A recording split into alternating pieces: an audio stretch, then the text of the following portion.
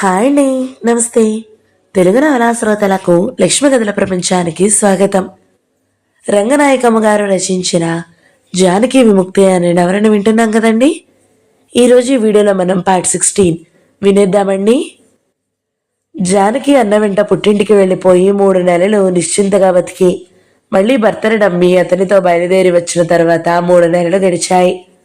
మొగ్గను తెంపి చుమ్మలోకి విసిరినా అది అక్కడే వికసిస్తుంది. ఇంకా జీవం మిగిలి వెంకట్రావు పాల్పడ్డ జానకిలో ఇంకా జీవం మిగిలే ఉంది. ఆమె జ్ఞాననేత్రం అక్కడే వికసిస్తుంది. అన్న పంపే పుస్తకాలు చదవడం ఒక్కటే జానకి సంతోషించే కార్యంగా ఉంది. ఆ ఇంట్లో ఇప్పుడు జానకి పుస్తకాల మీద పూర్వం లేని శ్రద్ధ వచ్చింది. ఏ పుస్తకం చూసినా అందులో ఎలాంటి కథ ఉంటుందో, అందులో మగాళ్ళు ఎలా మాట్లాడతారో, ఆడవాళ్ళు ఎలా మాట్లాడతారో, వాళ్ళ సంసారాలు ఎలా నడుస్తాయో, వాళ్ళు పోట్లాడుకుంటారో లేదో, వాళ్ళకి కోపాలు వస్తాయో లేదో, అలాంటి సంగతులు ఎన్నో తెలుసుకోవాలని ఆతృత పడుతుంది. ఆ పుస్తకాల్లో ఆడవాళ్ళు తనలాగే ఉంటే చాలా దిగులేస్తుంది. తనలాగా లేకపోతే ఆ కథ చాలా అబద్ధము అనిపిస్తుంది. కొన్ని పుస్తకాలు చదువుతుంటే తన జీవితం ఎంత నిస్సారంగా ఉందో, ఎంత సంకుచితంగా ఉందో తెలుసుకోవడం ఇష్టం లేకపోయినా తెలుసుకోవాల్సి వస్తుంది జానకి. వాసంతి హఠాత్తుగా రైలు దిగి వచ్చేదాకా ఆ అమ్మాయికి తమ ఇంట్లో పెళ్లి చూపులు ఏర్పాటు చేశారని తెలియదు జానకి. చీకటినే వెంకట్రావు బయటికి వెళ్తుంటే స్టేషన్కి వెళ్తున్నాడని కూడా తెలియదు. ఇద్దరు రిక్షాలో పెద్ద బట్టలు పెట్టితో దిగారు. రాగానే వాసంతి స్నానం చేసి బట్టలు బాత్రూంలో వదిలేసింది. ఎవరు తీస్తారనో. స్నానం అయ్యాక అరగంట సేపు గదిలో తలుపులేసుకుని ముస్తాబై బయటకొచ్చింది. చీర అంచు నడుం చుట్టూ చక్రంలా చుట్టే పైట మోగాళ్ల దాకా తీసి చెంపలు కనుబొమ్మల మీదకి దువ్వి పావలా కాసంత బొట్టు పెట్టింది. గాజులు మోచేతుల దాకా వేసింది. మనిషి ఎర్రగా బొద్దుగా ఉంటుంది. లావుకి తగిన ఎత్తు, పెద్ద పెద్ద కళ్ళు, వెంకట్రావు చెల్లెలని చెప్పకుండా తెలిసిపోయేంత దగ్గర పోలికలు. అన్నా చెల్లెళ్ళిద్దరూ ఒక చోట నిలుచుంటే ఒక మగ వెంకట్రావు, ఒక ఆడ వెంకట్రావు ఉన్నట్టు ఉంటారు. తమ జగదేక సుందరి అని ఆమె అభిప్రాయం. ఆమె అన్న అభిప్రాయం కూడా అదే. ముస్తాబు చేసుకుని బయటికి వచ్చి వంటింటి తలుపు దగ్గర వయ్యారంగా ఆనుకుని నిలబడి పెద్దమ్మతో తన ప్రయాణం కబుర్లు చెప్పడం మొదలుపెట్టింది వాసంతి. జానకి ఒక పీట వాసంతి దగ్గరికి జరిపి కూర్చోండి అంది. ఆడబిడ్డల్ని మన్నిస్తూ పిలవాలని జానకి తెలుసు. పైగా వాసంతి జానకి కన్నా పెద్దది. చీర పాడైపోతుంది బాబు అని వాసంతి పీట మీద కూర్చోడానికి నిరాకరించింది. గడ్డం చేసుకుంటూ చెల్లెలు కబుర్లు వింటున్న వెంకట్రావు, ఏయ్ జానకి, ఒక కుర్చీ తీసుకొచ్చి వెయ్యి అని ఆర్డర్ జారీ చేశాడు. నేను తెచ్చుకుంటాలే అన్నది గాని కబుర్లు మాని వాసంతి అక్కడి నుంచి కదల్లేదు. పొయ్యి దగ్గర పెసరట్లు వేస్తున్న జానకి చెయ్యి తుడుచుకుని లేచి వీధి గదిలో నుంచి ఒక కుర్చీ తెచ్చి వంటింటి గుమ్మం ముందు వేసింది. వాసంతి చీర కుచ్చెళ్ళు పాదాల చుట్టూ పడేట్టు సర్దుకుని కుర్చీ కొరడ కూర్చుంది. జానకి వేడివేడిగా పెసరట్లు వేసిస్తే అది తిన్నంతసేపు వేళాకోళాలు చేస్తూ వంకలు పెట్టింది. కాఫీ ఇస్తే దానికి వంకలు పెట్టింది. బాబోయ్, మీ కోడలి చేతి వెంట ఎలా తింటున్నావు పెద్దమ్మా అని పెద్దంతో హాస్యాలాడింది. ఒకసారి నీ చేతి వంట రుచి చూపించవే వాసంతి అన్నాడు వెంకట్రావు. బాబోయ్, నేను పై దగ్గర కూర్చోలేను బాబు అని కీచుగా ఒక అరుపు అరిచింది. నీకేం కర్మలే, పొయ్యి దగ్గర కూర్చునేదాకా అని సాయంత్రం రాబోయే పెళ్లి కుమారుడు భోగభాగ్యాలు వర్ణించడం మొదలుపెట్టాడు వెంకట్రావు. అతను బిలాస్పూర్లో పెద్ద డాక్టరట. 4 అన్నాదమ్ములట. అందరూ పెద్ద పెద్ద హోదాల్లో ఉన్నారట. ఇతనే ఆఖరివాడు. తండ్రి క్రిమినల్ లాయర్గా చేసి 10 లక్షల దాకా సంపాదించారట. ఇతని వాటాకి 2 లక్షల రొక్కం పెద్ద మేడా వస్తాయట. ఆ ఆస్తి వర్ణన వింటున్న కొద్దీ వాసంతికి భయం వేసింది. ఈ సంబంధం కుదరదేమోనని ఆందోళనతో ఆమె ముఖం వెలవెలబోయింది. అందమైన పిల్ల కోసం చూస్తున్నారట వాళ్ళు అన్నాడు వెంకట్రావు. ఆ మాటలతో మళ్లీ ధైర్యం వచ్చింది వాసంతికి. సుబ్బారావు నా ఫ్రెండే, అతనికి బంధువులే వీళ్ళు అన్నాడు వెంకట్రావు. 4 రోజుల క్రిందట సుబ్బారావు ఈ పెళ్లి వాళ్ళ గురించి వాళ్ళు ఒకరి పిల్లని చూడ్డానికి వస్తున్నారని, తను ఆ రోజున సెలవు పెడతాడని అన్నాడు. అప్పటి నుంచి పట్టుకున్నాడు వెంకట్రావు. వాళ్ళని మా ఇంటికి కూడా తీసుకురా, మా వాసంతిని చూపిద్దాం, చాలా అందంగా ఉంటుంది, మా ఇంటికి కూడా తీసుకురా అని 20-30 సార్లు అడిగి చివరికి అనిపించుకున్నాడు. నువ్వు కాబట్టి ఒప్పుకున్నారు గాని వాళ్ళు అసలు ఇలాంటి సంబంధాలు చూడరు. అల్లుడు మీ ఇంటికి వస్తే టిఫిన్ ఖర్చు కూడా భరించలేరు మీరు. వాళ్ళకంతా యూరోపియన్ స్టైల్లో ఉండాలి అని బంధువుల గొప్పంతా వర్ణించాడు సుబ్బారావు. వెంకట్రావు బాగా ఉడుక్కుని పైకి నవ్వేస్తూ, చూడబోయ్, 500 అయినా ఖర్చు పెట్టి పెళ్లి చూపులు ఏర్పాటు చేస్తాను అని తన గొప్ప ప్రకటించాడు. ఎవరు గొప్పలు వాళ్ళు ప్రకటించుకున్నాక పెళ్లి చూపుల రోజు నిర్ణయమైంది. వెంకట్రావు ఆనందంతో పొంగిపోతూ కంపెనీ నుంచి వస్తూనే వాసంతి తండ్రికి టెలిగ్రామ్ ఇచ్చేశాడు. అర్జెంటుగా వాసంతిని పంపేయమని, బ్రహ్మాండమైన సంబంధం ఒకటి కుదిరిపోయినట్టేనని. ఆ టెలిగ్రామ్ రాగానే ఇంట్లో ఎంత కలకలం రేగిందో కలకలా నవ్వుతూ వర్ణిస్తోంది వాసంతి. వాళ్ళందరూ నవ్వుతుంటే జానకి కూడా చిరునవ్వు వచ్చింది. దీనికి ఇలా రాసిపెట్టి ఉంటే మనం ఎవరికో ఒకటి కట్టబెట్టాలనుకుంటే అవుతుందా అని అత్త పెద్ద నిట్టూర్పు విడిచి దీర్ఘం తీసింది. వాసంతి బొంగమూతి పెట్టి, అడ్డమైన వాడిని వెతకడమేనా నా కోసం పెద్దమ్మా, నేను అసలు అతన్ని చేసుకునేదాన్నా అని నిర్లక్ష్యంగా నవ్వింది.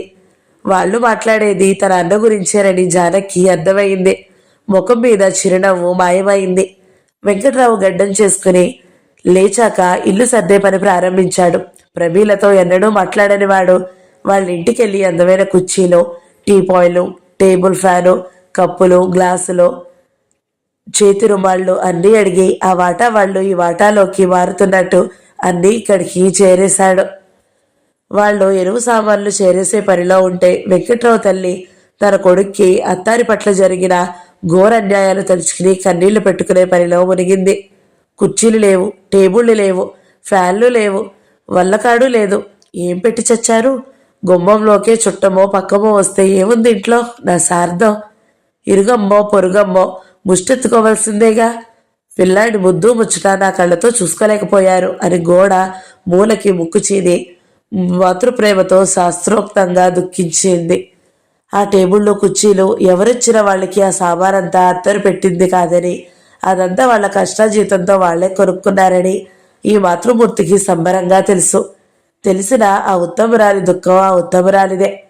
మామూలు రోజుల్లో అయితే కొడుకు ఉత్తముడు కూడా తల్లి దుఃఖంలో పాలు పంచుకునేవాడే. కానీ ఆ రోజు ఉత్సాహం వేరు. బిలాస్పూర్ డాక్టర్కి బావుమరిదినవుతాననే ఆనందంతో ఫ్యాన్లు, టేబుల్లో ఇవ్వని అత్తాన్ని క్షమించేశాడు. తీసుకొచ్చిన సామానంతా ఏది ఎక్కడ పెడితే బాగుంటుందో అన్నా చెల్లెళ్ళు వాదోపవాదాలు చేసుకుని సామాన్లన్నీ సర్దారు.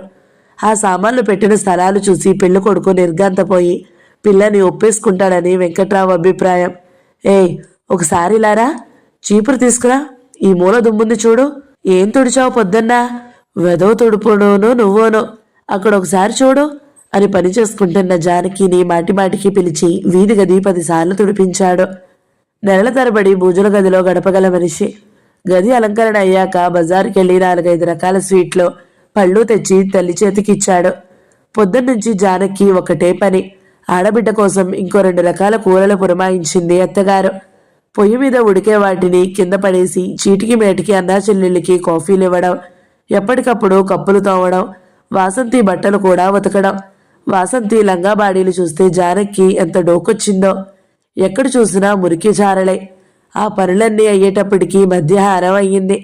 వాసంతికి పెళ్లి చూపులనే సంగతి భర్త తనతో మాట మాత్రం అనకూడదా అని జానకి 1000 సార్లు అనుకుంది.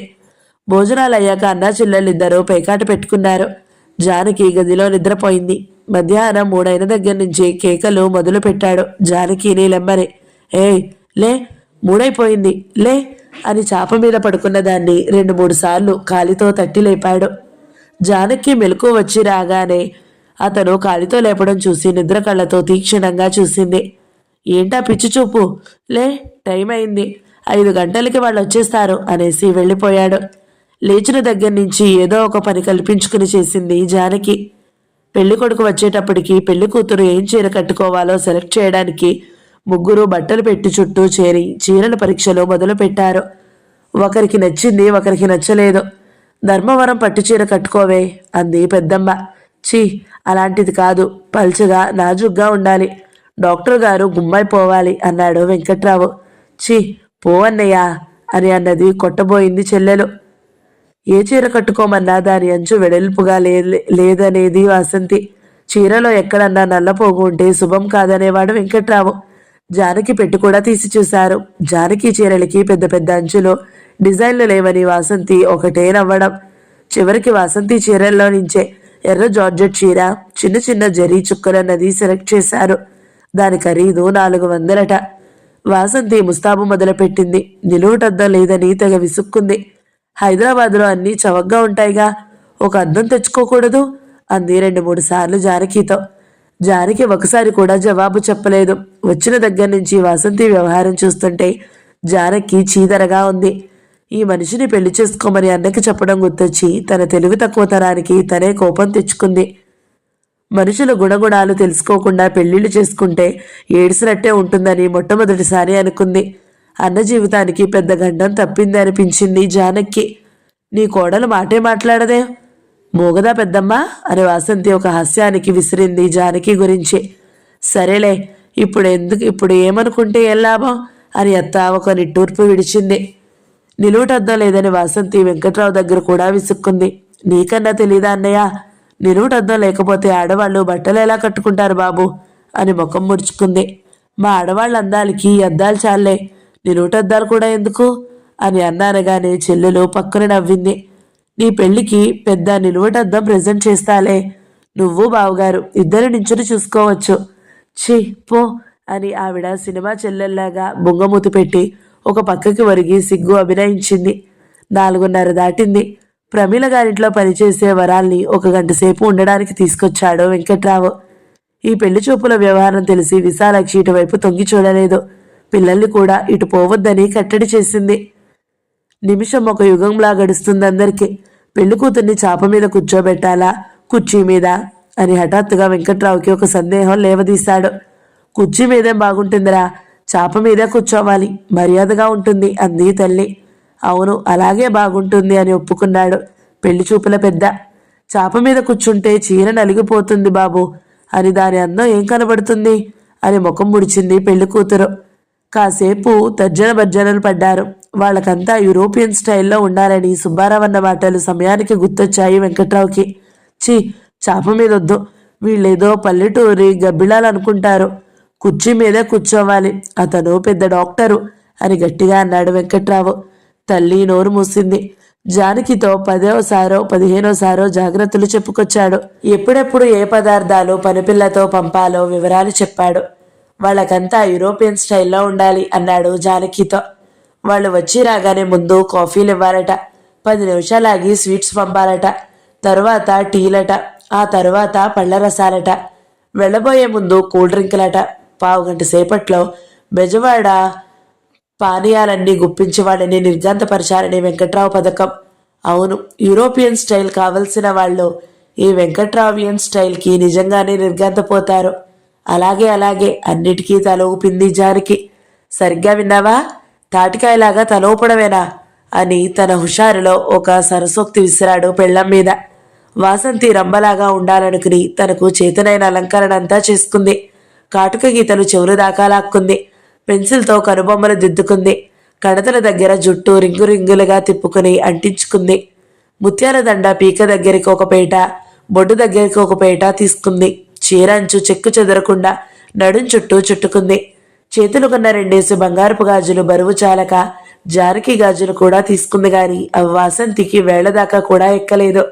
జానకి ఉంగరం వాసంతికి చిటికెన వేలికి కూడా పట్టలేదు. జానకి చేతులు చూస్తే వాసంతికి ఆ క్షణంలో చాలా ఆశ్చర్యం వేసింది. తన అరిచేతులు జానకి చేతుల్లాగా అంత పలచగా, వేళ్లు అంత సన్నగా పొడుగ్గా ఉంటే ఈ సంబంధం తప్పకుండా కుదురుతుంది అనిపించింది. వదిన చేతులు భలే ఉంటాయి అంది ఆ ఉద్వేగంలో.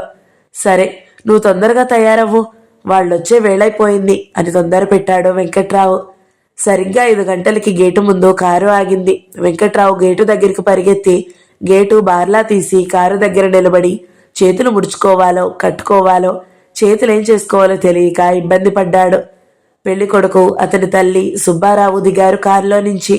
వాళ్ళిద్దరూ తెలుగు వాళ్ళలాగానే లేరు. సుబ్బారావు చెప్పాడు కాబట్టి అనుకోవాల్సిందే. ఎక్కడో తెల్లదేశంలో పుట్టి పెరిగిన వాళ్ళలా ఉన్నారు. వాళ్ళని చూసి చూడగానే పెద్ద ఆనందము, పెద్ద దడా కలుగుతూ వచ్చాయి వెంకట్రావుకి. వాళ్ళకి దారి చూపించుకుంటూ ఇంట్లోకి తీసుకొచ్చాడు. వాళ్ళు కూర్చోగానే ఫ్యాన్ పెట్టాలని ప్రయత్నించి ఏమిట నొక్కాలో, దాన్ని పద్ధతి ఏమిటో సరిగ్గా గుర్తులేక తికమకపడి కంగారులో పిచ్చి పిచ్చిగా మీటలు నొక్కాడు. అది వాళ్ళ వాడే వస్తువు కాదనే సంగతి చూసే వాళ్ళకి శుభ్రంగా తెలిసిపోయింది. వచ్చి రాగానే ఎలాగో ఫ్యాన్ పెట్టి లోపలికి పరిగెత్తాడు. పనమ్మాయితో కాఫీలు పంపించాడు. పెళ్ళికొడుక్కి ఖచ్చితంగా 35 దాటి ఉంటాయి. చెయ్యెత్తు మనిషి, క్యారెట్ దుంపల ఎర్రటి రంగు, చెవి తుమ్మల దాకా చెంపలు, బండ ముక్కు, బండ పెదాలు, బండ ముఖం, బండ చేతులు, బండకాళ్ళు, అంతా బండ బండ. చొక్కా ఒకటి 1000 రూపాయలు ఉంటుందేమో అన్నంత ఖరీదైన బట్టలు, రాళ్ల దిమ్మలంత బూట్లు, మండ్రగబ్బమంత వాచి, తాటి మట్టంతా బెల్టు. పెళ్లి కుమారుడి సౌందర్యానికి వెంకట్రావుకి మూర్ఛ వచ్చేసింది. అతనికి తను బావమరిది అయినట్టు అతనితో సరసాలు అవి తలుచుకుని కొన్ని సెకండ్లు పరవశించాడు. పెళ్ళికొడుకు తల్లి చాలా లావుగా ఉన్న ముఖం నాజుగ్గా ఉంది. తెల్లని తెలుపు, చేతుల్ని చంకల్ని కనబడే జాకీటు, పెదాలకి చాలా లేత రంగు, పైకి ఆడంబరంగా లేని ఖరీదైన లేత పూల చీర, విమానాల్లో ప్రయాణాలు చేసే ప్రయాణికురాలిలాగా ఉంది. సుబ్బారావు వాళ్ళ పక్కన కూర్చోలేదు, దూరంగా కూడా కూర్చోలేదు. యజమానుల ముందు కొంచెం ఎక్కువ స్థాయి నౌకరు నించున్నట్టు ఒక పక్కగా నించున్నాడు. బయలుదేరే ముందు అతనికి వాళ్ళకి ఘర్షణ కాని ఘర్షణ జరిగింది. నీ ఫ్రెండ్ కట్నం ఎంత ఇస్తాడు అన్నారు వాళ్ళు. బాగానే ఇస్తారు అన్నాడు సుబ్బారావు. 2 లక్షలు ఇవ్వగలరా అన్నారు వాళ్ళు. సుబ్బారావు వణుకుతూ ఇవ్వగలరనుకుంటా అని బుకాయించాడు.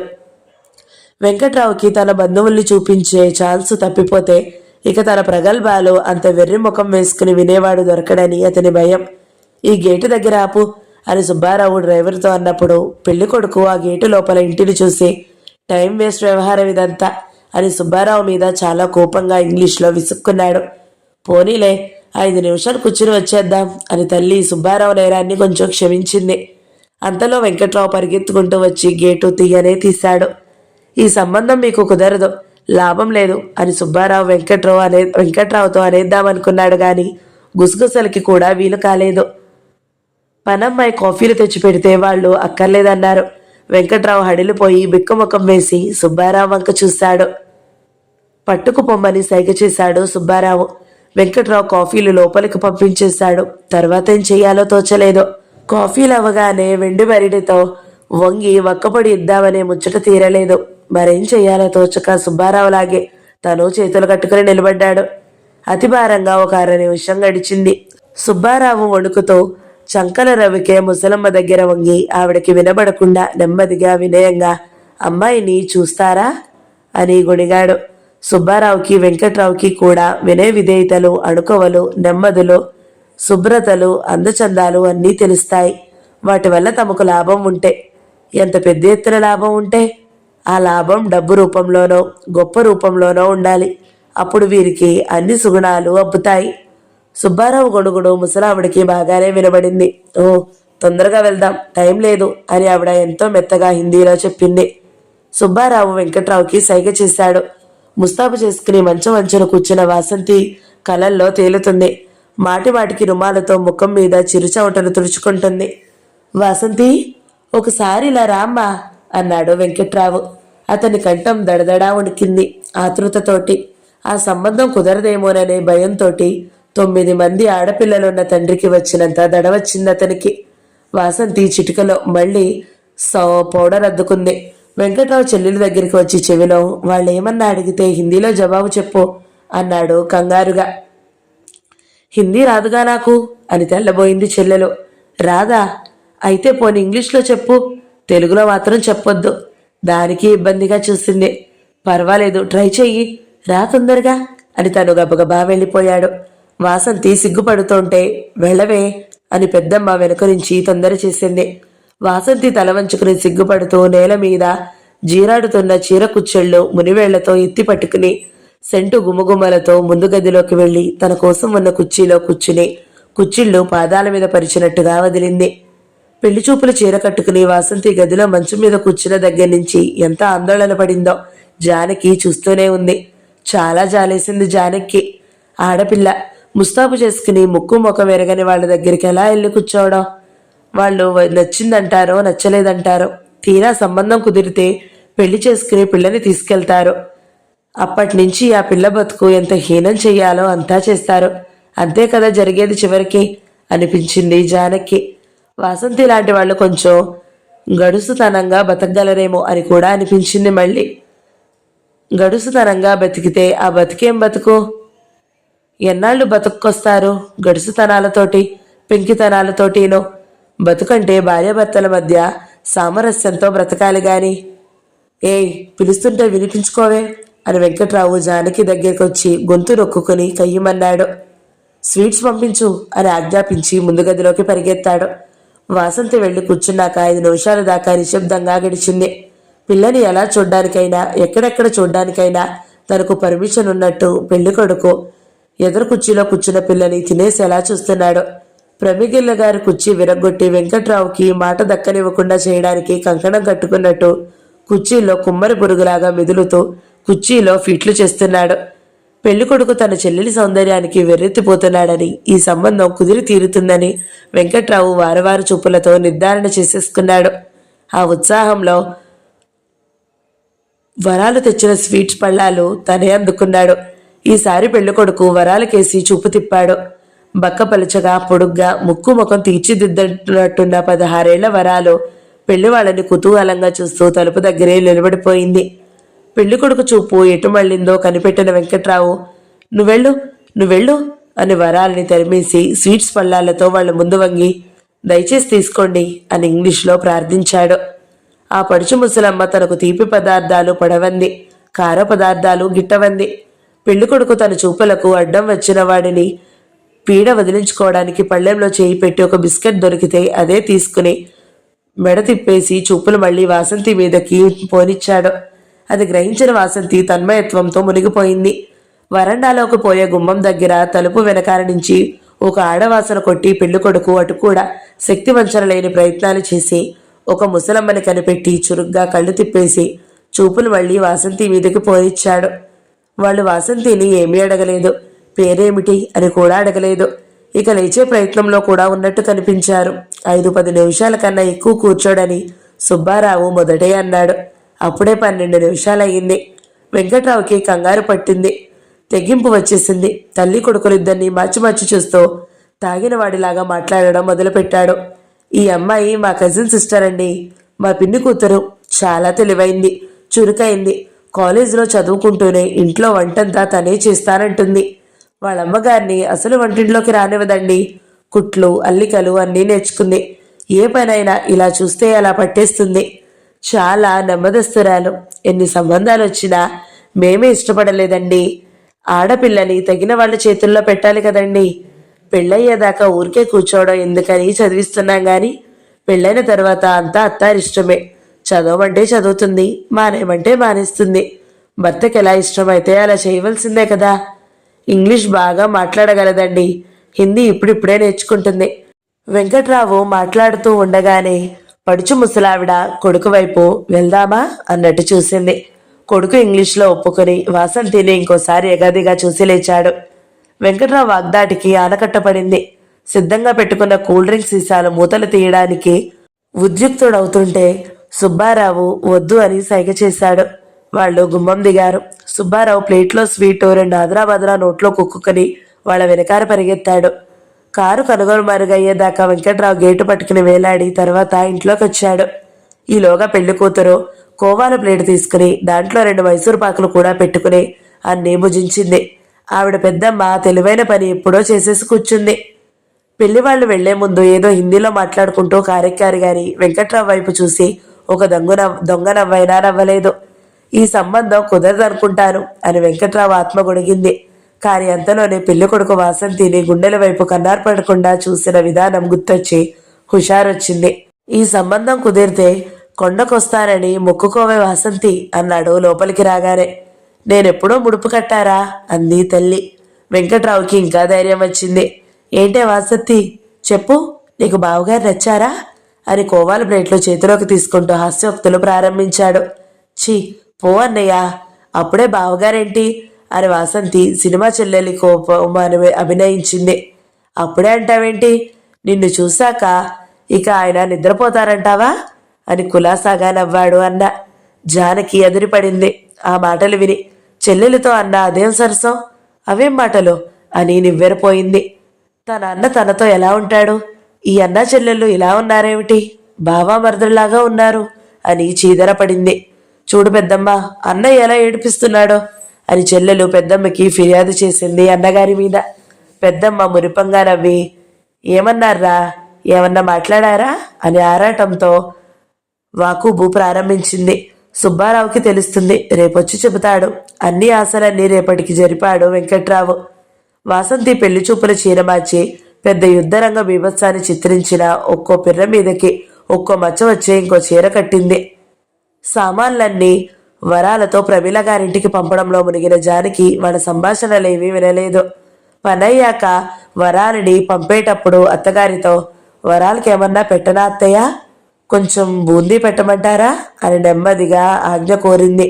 చాలే ఊరుకో, అదేం ఊరికే చేసిందా, గంటసేపు కూర్చుందో లేదో ₹1 పడేశాడు, అసలేం చేసి చచ్చింది అని దీర్ఘం తీస్తూ అత్త తనే లేచి వచ్చి 4 బూందీ పలుకులు ఏడ్చే చిన్నపిల్ల చేతిలో పడేసినట్టు వరాల చేతిలో పడేసి పంపింది. వాసంతి నెమ్మదిగా జానకి దగ్గరికి చేరి, నువ్వు చూసావా వదినా అంది సిగ్గుపడుతూ. జానకి ఏమిటో అర్థం కాక, ఏమిటి అని అడిగింది. ఆయన్ని అని వాసంతి మళ్ళీ సిగ్గుపడిపోయింది. ఎవరిని? ఓహో అతనా, నేను చూడలేదు. చూడలేదా? తలుపు వెనకాల నుంచేనే ఉన్నావుగా, చూడలేదా అని నిర్ఘాంతపోయింది పెళ్లి కూతురు. నేను కాదు, మీ పెద్దమ్మ అక్కడ నించుని ఉన్నారు. వాళ్ళున్నంతసేపు నేను వంటింట్లోనే ఉన్నాగా, అన్నీ వరుసగా పంపాలన్నారు. అయినా తలుపుల దగ్గర చేరితే ఏం బాగుంటుంది? అయితే నువ్వు చూడనే లేదా అని వాసంతి నిర్ఘాంతంగా నించుని తేరుకోలేకపోయింది. ఇంట్లో పెళ్లి చూపులు జరుగుతుంటే పెళ్లి కొడుకును చూడాలని సరదా లేని వాళ్ళు లోకంలో ఉంటారంటే నమ్మలేకపోయిందా నవయువతి. ఆయన ఎర్రగా చాలా బాగున్నారు, నువ్వు చూడవలసింది వదిరా, చాలా అందమైన పర్సనాలిటీ అని తల వంచుకుంది. మీకు నచ్చారు కదా అని నవ్వి ఊరుకుంది జానకి. వదినగారు తనని ఉడికించి వేళాకోళాలాడుతుందని ఆడబిడ్డ మురిపంగా ఎదురు చూసింది గాని ఆ తరువాత జానకి ఒక్క మాట కూడా మాట్లాడలేకపోయేసరికి నిరుత్సాహపడి అక్కడి నుంచి అన్నగారి దగ్గరికి వెళ్ళింది. బోర్ కొడుతుంది అన్నయ్య, ఏదైనా సినిమాకి తీసుకెళ్ళి బాబు అని గారాలు గుడిచింది.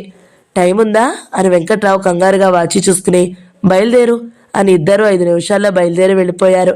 జానకిని వస్తావా అని మాట వరుసకు కూడా అడగలేదు. వాళ్ళు వెళ్ళిన అరగంటకి సుబ్బారావు వచ్చాడు. వెంకట్రావు లేడని తెలుసుకుని ముసలమ్మకి చావు కబురు చల్లగా చెప్పాడు.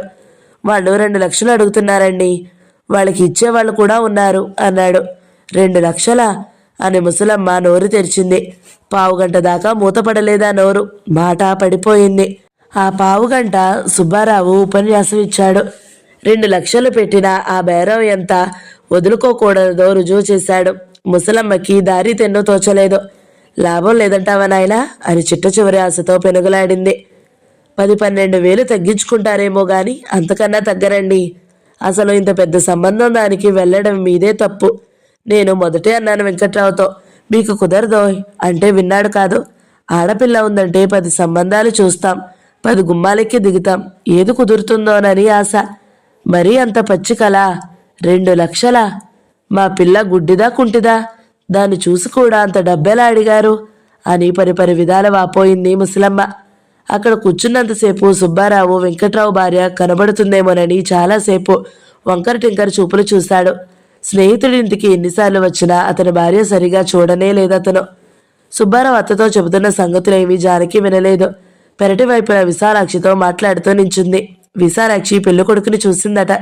అతను వస్తున్నప్పుడు వెళ్తున్నప్పుడు కూడా ఏనుగులాగా ఉన్నాడు. అతనేం పెళ్లి కొడుకమ్మా అని తెగ నవ్వింది.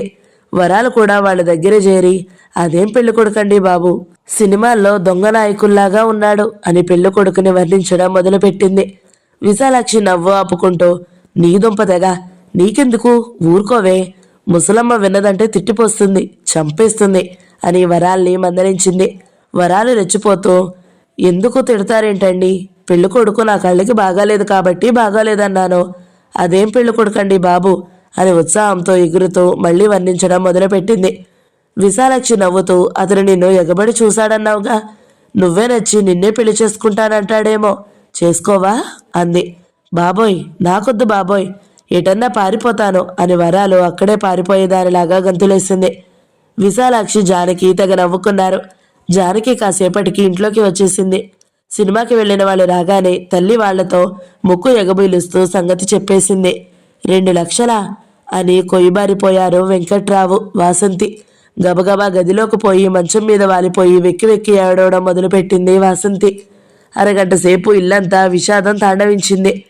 వాడే ఊడిపడ్డా, వాడి తాతలాంటి వాడిని తెచ్చి పెళ్లి చేస్తాను నీకు అని వెంకట్రావు బీరాలు పలికాడు. ఆ మాటలు వాసంతికి ఊరట కలిగించలేదు. ఈ సంబంధం తన ద్వారా కుదిరితే బంధుబలగంలో ఎంతో గొప్ప ఉంటుందని, వాసంతి సంబంధం వెంకట్రావు కుదిర్చాడట అని పలానా వాళ్ళు చెప్పుకుంటారని కలలుగన్న వెంకట్రావు వాసంతిని ఓదార్చిన మాటలతో తనని తాను ఓదార్చుకోలేకపోయాడు. పావుగంట సేపు సిగరెట్ మీద సిగరెట్ కాల్చి హఠాత్తుగా అతనికి 40 ఏళ్లుండవు అన్నాడు. ఉంటే ఏం పోయిందిలే మగాడికి అని నిరాశతో ఆశ ప్రకటన చేసింది తల్లి. వెంకట్రావు పౌరుషంగా లేచాడు. 40 ఏళ్ల వాడికి పిల్లనిస్తామా? అంత గతి లేదేంటి మనకి? నేనప్పుడే అనుకున్నాను వయసు మీరిన వాడిలా కనబడుతున్నాడే అని. డబ్బు దృష్టే లేదన్నాడుగా మొదట. పిల్ల నచ్చితే కట్నం సంగతి ఏముందిలే అన్నాడుగా సుబ్బారావు. నిలదీసి అడగకపోయావా? నీ పిచ్చిగాని డబ్బు దృష్టి లేని వాళ్ళెవర్రా? పిల్ల అందచందాలు గుణగుణాలు ఎవరు చూస్తున్నారు ఈ రోజుల్లో? మూటలు కావాలి, మూటలు. జానకి తన చెవులేనా అనుకుంది. లోకం తల్లకిందులైందా అనుకుంది అత్తనోట ఆ మాటలు. ఆ తల్లి కొడుకులిద్దరు లోకంలో అన్యాయాలన్నిటిని గురించి మాట్లాడుకున్నారు. మనుషులు ఎంతెంత దుర్మార్గులైపోతున్నారో చెప్పుకున్నారు. తాము కాబట్టి ఏది ఇచ్చినా ఏది ఇవ్వకపోయినా నోరు మూసుకుని పిల్లని పువ్వుల్లో పెట్టి చూసుకుంటున్నారట. అందరూ మనలాంటి వాళ్ళైతే లోకం ఎప్పుడో బాగుపడను అని తేల్చాడు వెంకట్రావు. అరగంట సేపటికి వాసంతి వెక్కుళ్ళు మారింది. లేచి అన్నం దగ్గర కూర్చుంది గాని ఇంకా దిగులు పడుతూనే ఉంది. 2 లక్షల రూపాయలు, పెద్ద మేడగల ఆస్తిపరుడు, భార్యగా డాక్టర్ భార్యగా ఎన్ని కలలు కన్నదో. ఆ మన్నాడు కూడా పగలంతా ఇంట్లో శవం లేచినంత విషాదం తాండవించింది. సాయంత్రానికి అన్నగారు సోదరిని మళ్ళీ సినిమాకి బయలుదేరమన్నాడు. సోదరికి దుఃఖం పోగొట్టే ప్రయత్నం అన్నమాట అది. వచ్చేటప్పుడు 4-5 సినిమాల పత్రికలు కొనుక్కొచ్చారు. ఆ మన్నాడంతా ఆ పత్రికల్లో లీనమైపోయి వాసంతి నిజంగానే కష్టం నుంచి బయటపడింది. ముఖం మీద మళ్ళీ నవ్వు మెరిసింది. ఇంకో 4 రోజులుంది వాసంతి అన్నగారింట్లో. ఆ 4 రోజుల్లోనూ వాసంతికి జానకి చిన్న చిన్న ఘర్షణలు కొన్ని జరిగాయి. జానకి విముక్తి 16వ భాగం సమాప్తం. ఈ వీడియో మీకు నచ్చినట్లయితే లైక్ చేయండి, షేర్ చేయండి, మంచి కమెంట్ పెట్టండి. ఎవరైనా మొదటిసారి మన ఛానల్ని చూస్తున్నట్లయితే సబ్స్క్రైబ్ చేసుకోండి. Thank you so much for watching. నమస్తే.